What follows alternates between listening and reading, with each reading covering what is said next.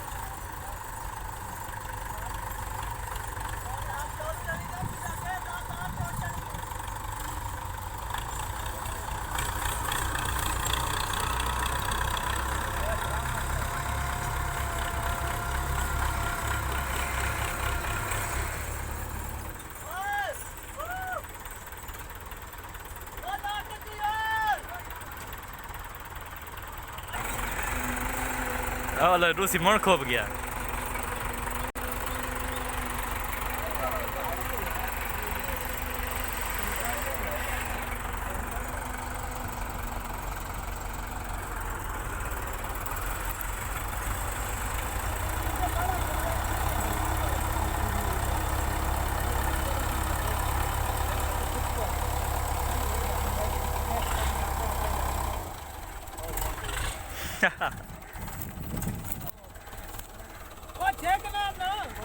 हाँ मोन बैठा पे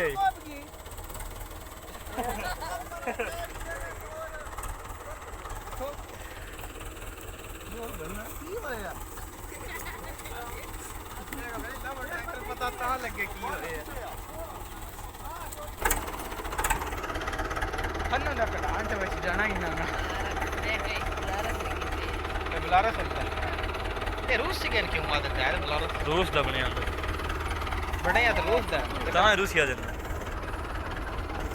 अब बिलारत नहीं बेलारूस लिखी है।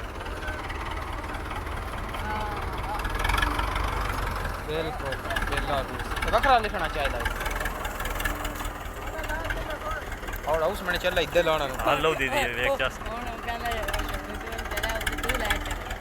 और स्पेशल बनवाई है और इधर लाना तू आई क्या तू आ जा इधर मारे